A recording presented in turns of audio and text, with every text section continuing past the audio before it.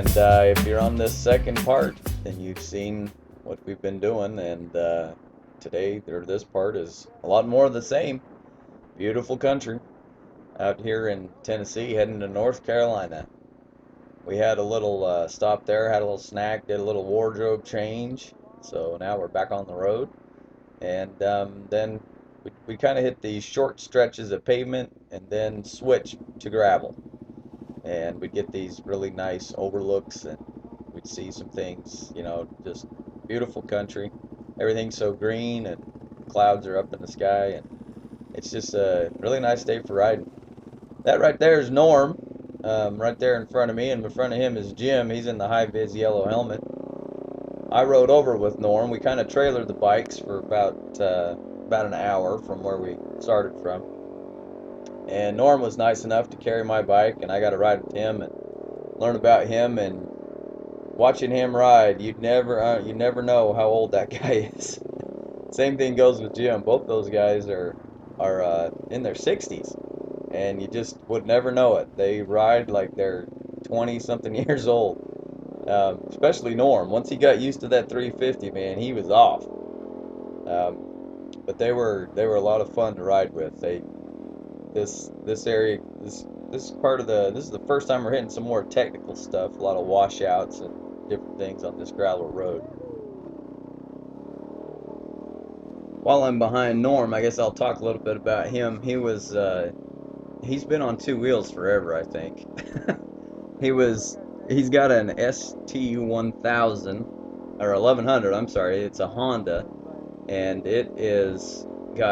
he has put over 100,000 miles on it himself. And so obviously on street bikes, he's king. He's also got a DRZ that I mentioned before, and it's a 2000E model, and he's redoing the cylinder on that one. But these guys have all been out to Moab and different parts of Colorado doing the Continental ride, and I mean they've done it all, and it was an honor just to ride with them.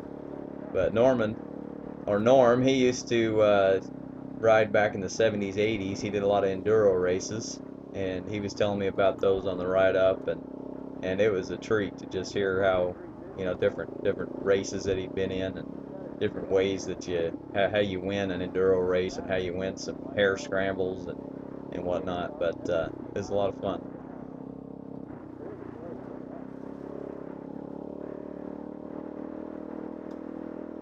So right now I'm kind of at a loss for words, and don't know what else I can tell you about Norm or these bikes. So let's pretend I am the DJ of WMOTO, and we're gonna play some tunes.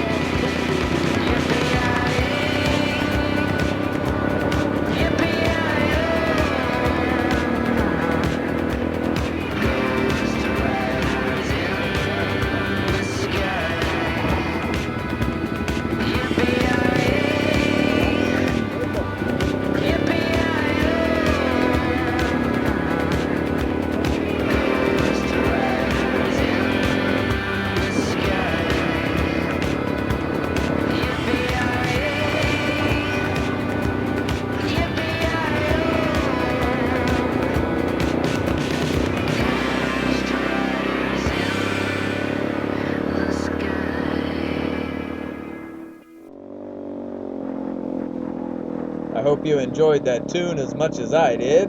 That was The Outlaws with Ghost Rider in the Sky. And it's kind of a more modern version of that song. It's from the credits on the Ghost Rider, the movie. And if you ride motorcycles, I'm sure that you have seen that. Well, we've got a new rider here in front of us. This here is Dan, and as you can see, he is a stand-up guy. No pun intended. Well, I like to stand up when I ride as well, mainly because of that crummy DRZ stock seat that I have. But Dan here, he's got a magnificent mustache if he ever takes his helmet off. And he is a heck of a rider. He was fun to ride with, and it's fun to see the different mods and things he's done to his bike. He's got a center stand on that for working on it in the trail, and he's also got some tubing, like a hose that he's cut in half and then wrapped around his bike rack. Put it on there with some zip ties to protect the bags stuff that he's carrying, and also protect the rack. So, you know, those guys, we like to protect our stuff, and we like to do it in unique ways. So, we'll watch Dan for a little while.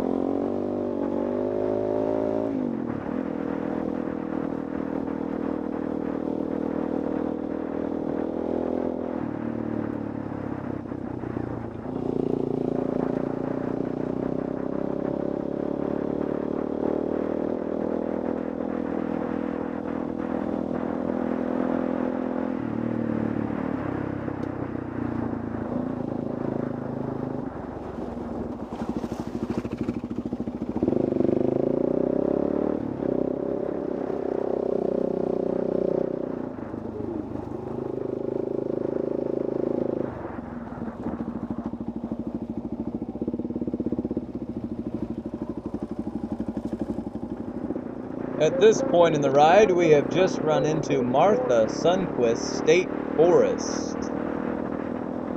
I'm sure that Martha Sundquist was some kind of important individual for her to have a forest named after her, but didn't really care to Google it. So, if you would like to find out, Google Martha Sundquist State Forest. Once again, we are riding along the rivers. The best way to ride here in Tennessee is to find a river and a road that goes right beside it. It gets nice and twisty, the weather's great, and you know, you always see something pretty when you're next to a river. Rivers are sneaky too, because sometimes they're on the left, sometimes they're on the right. Oh, there's a waterfall. Did you blink? I hope you didn't blink. You might have missed that waterfall. But now the river's on the left.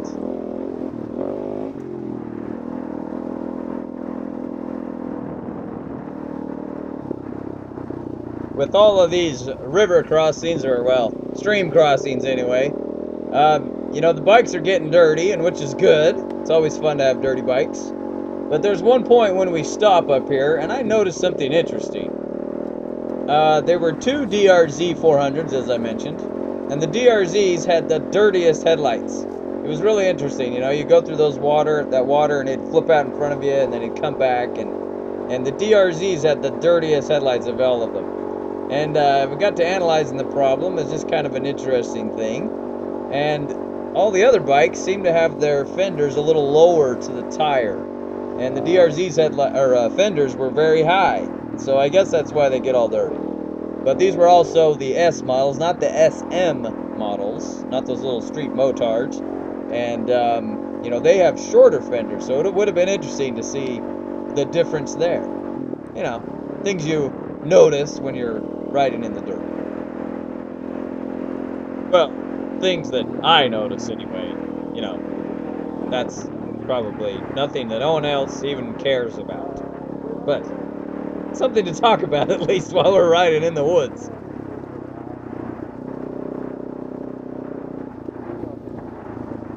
Here comes another sneaky part. There's a bridge. Oh, and sometimes those bridges were very slick. A lot of them were made out of wood, and if you weren't paying attention, you could lose it. And all right, so we're gonna take a little break. There's Norm on the left and Jim on the right, and there's George. Hi, George. I am right now. I kind of do off and on. Oh, this is great. Yeah, it's a pretty place. Beautiful weather. Yeah, Not too hot. I know. Usually I'm sweating to death by this time. And the Yami's here. We're like a Suzuki family with one Yamaha stepchild. Now that we're back underway, we're gonna follow George. And George is riding a DR650. And he is a cool guy. And the one way that Norm told me how to remember his name is that George starts with a G, and George always grins. So, he is Mr. Smiling Guy, too. He's a funny guy. He was a tracker as well. He seemed to notice all the things that kept falling out of my bag.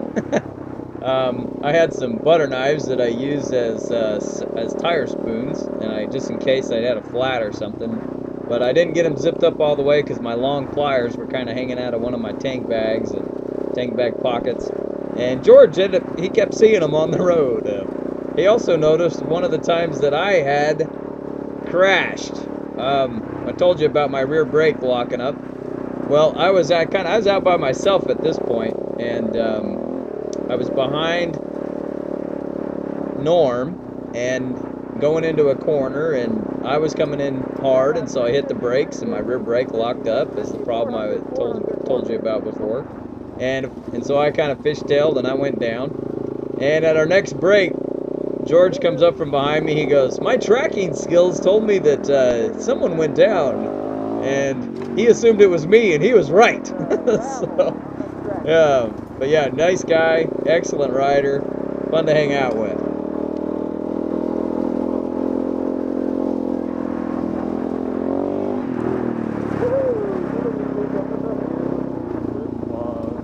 Another difference between my bike and these guys' bikes was that mine was missing pieces. None of the other bikes were. Mine had some missing blinkers and some different things where I had gone down and wrecked and, hadn't had time or money to replace the different parts.